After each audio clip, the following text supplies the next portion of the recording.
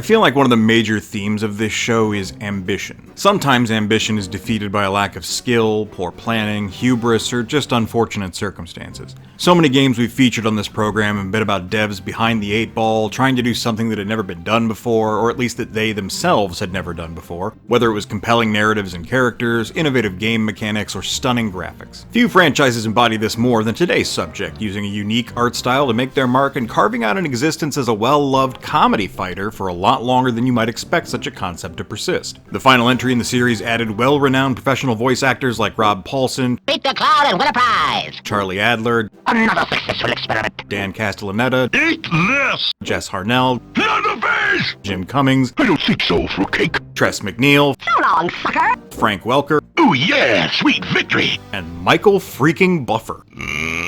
Let's get ready to crumble! Speaking of major themes, A meteor crash one fateful day turned mudville creatures into clay with heroes bent on doing right and twisted foes up for the fight. Clayfighter! 1-to-1 they set the stage. Clayfighter! Pounding clay is all the That rage. may have been all to the tale, but Dr. Kiln planned to prevail and re-release the meteor's goo and set more fighters on the loose. Clayfighter! They punch and kick and they do tricks. Clayfighter! Some are made as hard as bricks. Soul Kiln grins from ear to ear, Claymoto Isle just quakes in fear, but none of our heroes have their way and force the evil goons to pay. Clayfighter! Blow by blow, no turning back. Clayfighter! Living mud on the attack, but who will win the final match? I'm Eric J. Chucky, and welcome to Violent Profiles, where we discuss obscure fighting games and the rosters that define them. If you could drop some globs on that like button, Kiln fire the subscribe, and share the video with your friends, Clay or otherwise, it would really help out the channel. It's free for you, and it does a lot for me. Interplay's Clayfighter 63 1/3 came out on the Nintendo 64 in 1997, with an updated version exclusive to Blockbuster, dropping 5 months later entitled the SCULPTOR'S CUT. I question the logic in releasing an improved version of your niche cart exclusive to a chain that lacks the market saturation to accommodate your sparse fan base, but maybe that's hindsight talking. We were living in an era before downloadable patches were commonplace, after all. As you might have guessed, there wasn't a Blockbuster in my area when I was young, but 63 1/3 got more than a few rentals from me, and replaying it again today, I can see why. It might not be the best looking fighter on the console, but the action is smooth, each fighter has plenty of special moves, super moves, and claytalities, and stages have multiple areas you can break into by knocking your opponent through the right wall or floor or whatever. The characters and theming are delightfully goofy, and the novelty of the whole experience is worth checking out all on its own, at least once, even if your mileage may vary on the staying power that provides. On the negative side, a lot of the animations have a minimal number of frames, which makes certain attacks seem even more low quality compared to the character's fluid walk cycles.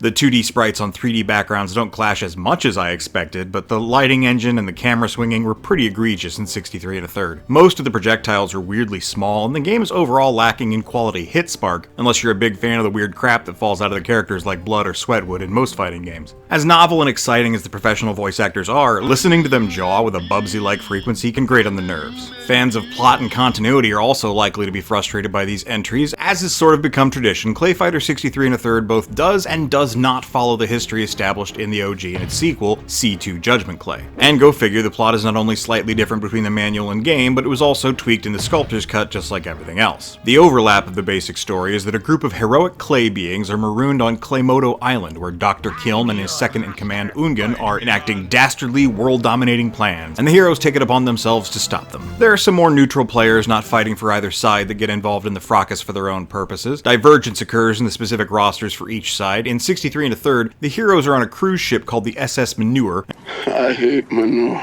And Dr. Kiln was developing a secret mutagen formula he was hiding from Ungan, which caused them to fight and kicked off the events of the game. While in the SCULPTOR'S CUT, the heroes are flying on a plane which gets taken out by the purple meteor on the way to crash into Kiln's volcano base, which creates the mutagen. I think that's a smarter version of events just because the storytelling is tighter, and Dr. Kiln and Ungan don't have an inherent conflict as part of the setup, allowing them to present a unified front of villainy. Dr. Kiln is a central fixture in a lot of these tales, so let's begin with him. First teased back in the Judgment Clay manual as the creator of everyone's evil twin and a manipulator of the meteor, he's now fully playable in both entries. He's not too much to write home about, but I felt comfortable using his kicks and a clever little move where he holds his glasses up to the sun, causing a heat laser to come out. There's no mention of his original involvement with Mudville, instead acting as though Claymoto Island is the first time the meteor ever struck. Or then again, does it? The manual reads like we should already know about the meteor and reveals its name to be Big Bessie, but also suggests that this is Kiln's first interaction with it, as he and his sidekick Ungen are only just now formulating his clay mutagen. Also, a bunch of the rest of the cast already exist in continuity, but that would have to mean they were created or transformed when Bessie first hit in Clayfighter 1, so... This story might be bad. And I don't mean uninteresting or schlocky, like poorly constructed, full of plot holes.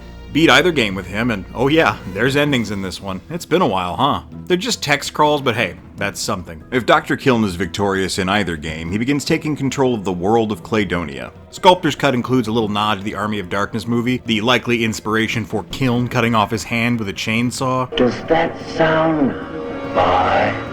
And replacing it with a context-sensitive mechanical clay device. Which raises another question for me, is the conceit of this universe that everyone starts as clay? Because I was under the impression when the meteor crashed into the circus it turned everyone into clay with its inherent power, being a piece of the strange planet Clayterion. The story suggests Kiln's villainous underlings all have been injected with the clay mutagen, but what about Kiln himself? Or the visiting guest characters who otherwise function as though they're made out of clay like everyone else, but have no specified introduction to the meteor or its goop? We're on Bio 1, and I already have a lot of questions. It's gonna be a long one. Moving on to characters returning from the previous games, we have to kick things off with Bad Mr. Frosty, who is ironically no longer bad by any definition, having traded his backward cap for a return to the top hat and undergoing therapy to work through his issues and become not only the protagonist of this game, but the leader of the heroic Clayfighters faction. I'm not joking, that's what it says in both manuals. 63 1/3's bio eye catch thing implies he had a change of heart after the plane crash. Yes, you heard me right, the manual says they were on a boat, but the in-game bio says plane. And like Obi-Wan Kenobi to Darth Vader on the Death Star, senses the presence of his arch-rival Santa somewhere on the island, and is driven to stop his blight in particular, unaware of the greater plot of Dr. Kiln. Which also raises the question of Santa's scruples. Was he always a greater evil than Frosty? Or did we miss a double turn somewhere in the interim? I'm adding you to the naughty list. BMF still has his snowball Kano roll, but is lacking in projectiles. That's okay, because he also has a sick new body splash and an ice pick attack that work dandy as overheads. The range on his normal kicks feels dinky, though. Finish Frosty's fight and he decides island life isn't for him, so he goes back home where it's cooler. Our only other three-peat character, the designers seem to have forgotten who Blob is on the way to the most recent entries of this series. Not that his morphic moves aren't still delightfully creative, he's great to control. This game features a lot fewer specific objects he turns into and a lot more wild shapes, and I especially love how many super moves I interrupted by giving my opponent a sly little kiss. But the story paints him as a hero instead of a neutral alien being or slimy, world-flattening kaiju as he's been before. I'm the bomb. In both games, Blob heads back to Mudville upon his victory, Sculptor's Cut specifying that he uses his powers to turn into a plane and fly everyone home, and the original teasing a sequel that so far has failed to take shape.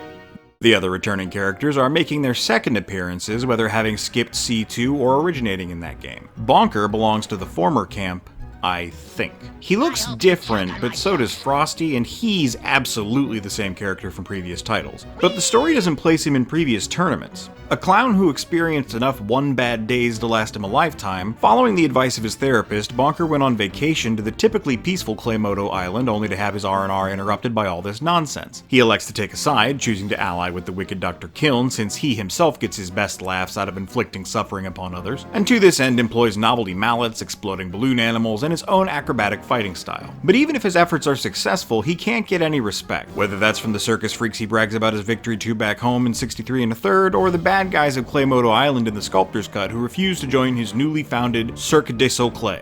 I'm a clown. Laugh. Taffy's back, which makes me happy. He's still got really cool execution on the concept of his abilities, and now he can Octorok out a gumball as a projectile, which is weird given his inherent reach, but I guess Dulcim has a fireball, so whatever. Most of his bio content doesn't do much more than describe him. He's made of candy, he loves to eat candy, they call him the Candy Man. Candy, candy, candy. He's got stretchy limbs, which grant him reach, but he's not that strong. His 63 1/3 intro, however, references Clayfighter 1, sort of, describing him as a beloved sideshow act who was outshined by Bonker, whom he seeks revenge against once learning he's on Claymoto Island after the wreck. Although, with as little respect as Bonker gets, how good could Taffy have been for that guy to outshine him? If Taffy wins the tournament ladder in 63 1/3, he returns to the circus triumphant, having bested his foe. But in Sculptor's Cut, which specifically ends single-player mode by fighting your rival instead of Dr. Kiln, they just continue to make half-assed puns about stretchy candy. This is BS. Taffy deserves better. Never mind, they gave him a freaking gun. Taffy's doing fine. Even more bafflingly, Ichabod Clay makes his return, and his in-game bio from 63 1/3 explicitly states he moved to Claymoto Island after being passed over for C2 Judgment Clay. They name drop the bloody game. He's really not interested in either stopping or preserving Dr. Kiln's plans, but has a desire to terrify every last person on the island, especially the so-called heroes who denied him entry into the second tournament. Finds success, and I don't know, the guy's content. Story over. If the journey your character goes on to follow their stated motivations just ends with, and then they succeed, maybe rethink the plot before your game goes gold. Or, you do a whole ass enhanced edition and somehow make the plot more boring. Ichabod also isn't as fun as he used to be, even if throwing pumpkins and bats and such are appropriately on brand. Our final returning character, somehow T-Hoppy's bio was omitted from the first game's manual, so we'll have to rely on the in-game one. It suggests he was created by Dr. Kiln from an ordinary rabbit, enhanced through clay mutagen and robotics, but escaped at some point since the arrival of the meteor. T-Hoppy now wanders the island trying to piece together what happened while he was in Dr. Kiln's clutches, and seeking revenge for the monstrosity he's become. The Sculptor's Cut, however, says he's been brainwashed into being Kiln's weapon, and hopes the heroes can free his mind from Kiln's control. Beat the game with him, and they fail. T-Hoppy remains an obedient slave weapon. If you beat 63 1/3 with T-Hoppy, he still feels empty inside, so he goes to Hollywood and gets a 3-movie deal portraying the Rabinator, a character everyone loves. It's a little weird they're still doing the Schwarzenegger jokes, since this version of Hoppy seems disconnected from the C2 version, and despite being voice acted, he lacks the expected accent, instead sounding more like R. Lee Ermey. Sound off like you've got a pair! Moves-wise, T-Hoppy seems decent on paper, but the execution is missing something. I expected more gun given the homages he pays, but they put some effort into making him feel more unique. Someone better at video games than me could probably make some hay out of this move list.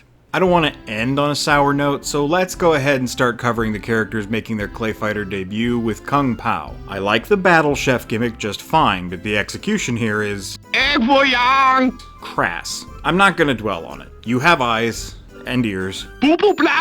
I'm gonna acknowledge this is tasteless and move on. At least he's one of the better characters in the game to play. His gigantic hands and feet give him some decent range, he hits hard, and his attacks combo very naturally. I appreciate his fireball-less Hadouken palm strike and the move where he scuttles across the ground beneath the protection of his walk. Depending on which bio you read, Kung Pao is either a celebrity chef turned cruise ship fitness instructor, celebrity chef turned reclusive kung fu master, or a kung fu master chef who works for Santa that is equally inept at both. The only resolution to his plot comes in 63 1/3's ending, where he earns his black belt and now sets his sights on a chef hat and apron. I looked it up, and depending on your culture, it is a high honor to be awarded a hat, but if you're not familiar with that concept, it doesn't sound very impressive. Like, I'm pretty sure you can just go buy those. Another fighter with questionable cultural sensitivity is Happy Harry Ungan, Claymoto native and Dr. Kiln's evil scientist / voodoo shaman that builds his weaponry. Or, in the 63 1/3 game, a rival of Kiln's who refuses to let him take over the world with clay because shrunken heads made out of clay aren't very useful.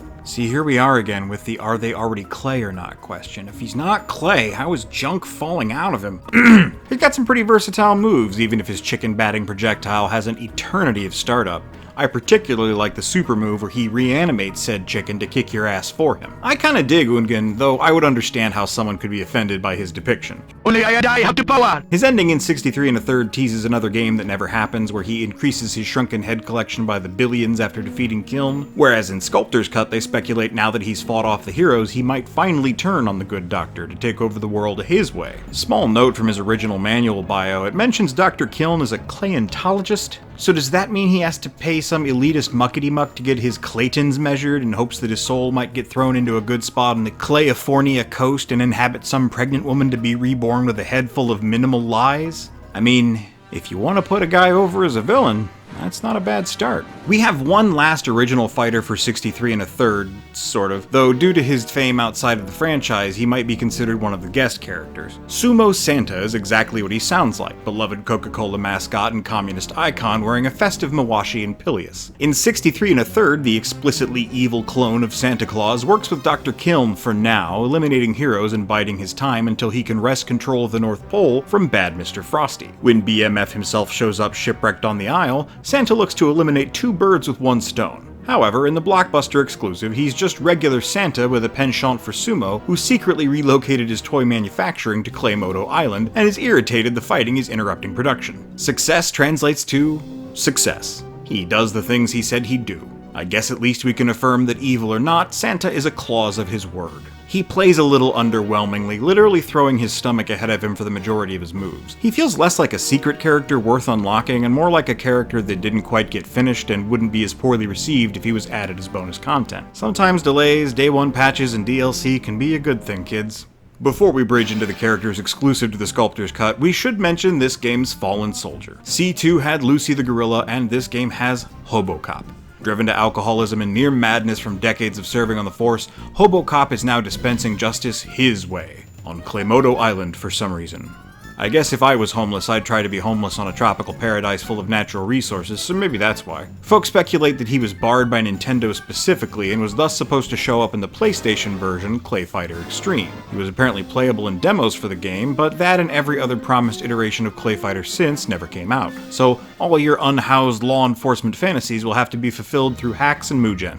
Everyone pronounces that differently, might as well throw mine into the pile. Back to the characters we could play, the one I was most disappointed I missed out on as a kid was High Five, the former hand of Dr. Kiln that was transformed from the norm by the meteor goop and subsequently lopped off. It's bigger now and thinks for itself, deciding to join the forces of good against its former owner. Owner? Is that the right word?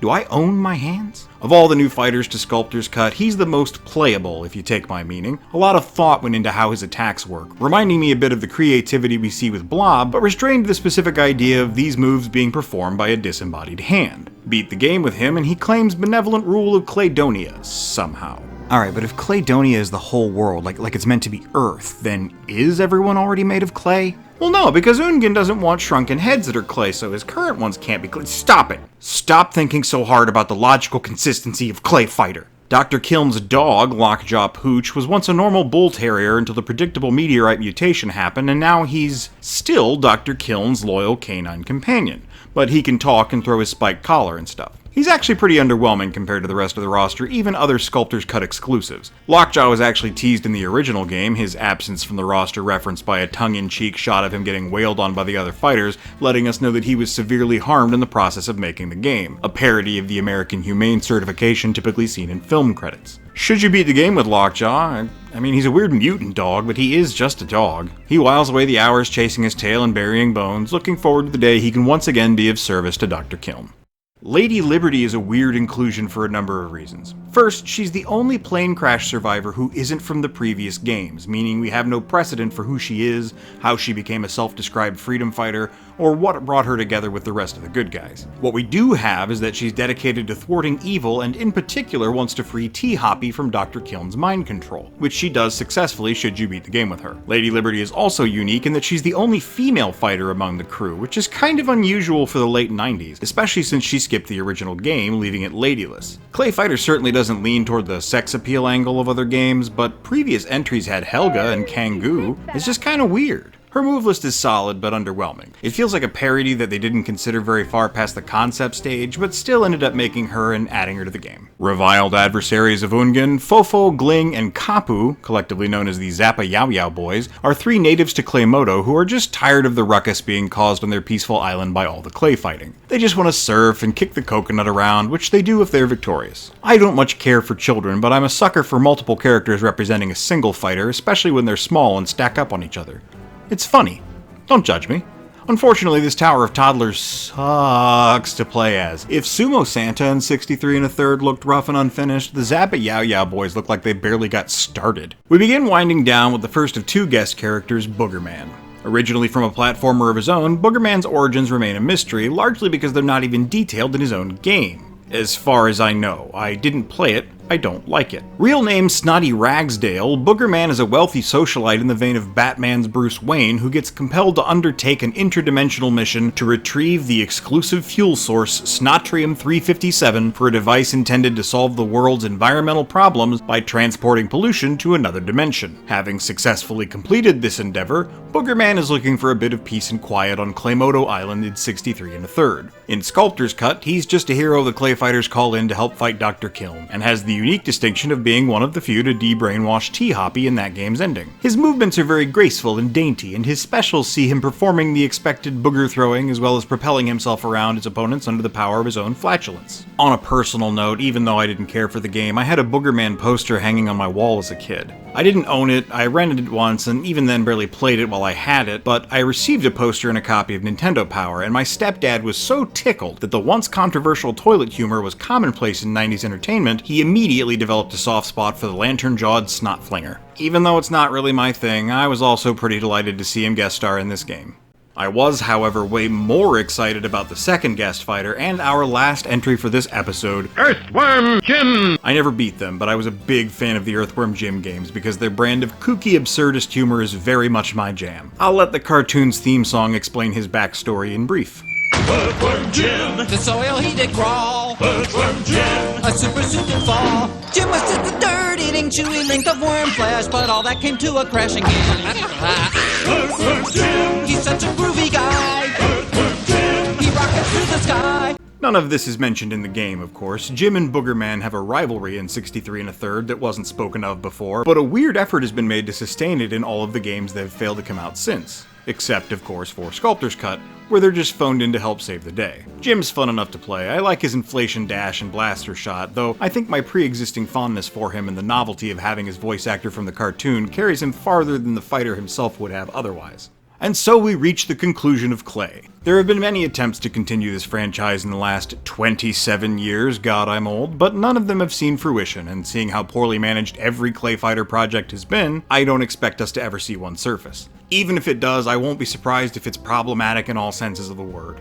I liked playing these games, but I'm not sure they ever had the chance to grasp what the designers were reaching for. We either get a jumbled, inconsistent story, UIs that are somehow both plain and ugly, or a whole slew of features and characters left on the cutting room floor. I don't need a tournament mode option on my menu to ignore, but the lack of it or any other feature popular in fighting games at the time showcase how undercooked both of the final products were. They made a whole-ass special edition release, and it still wasn't a finished product. If a modern version of Clayfighter could get all the time it needed as a fond farewell or breath of new life that the concept deserves, something that lets it look like the promo shots of 63 1/3, then hell yes, let's make it happen. Otherwise, I'm content to leave this franchise behind us.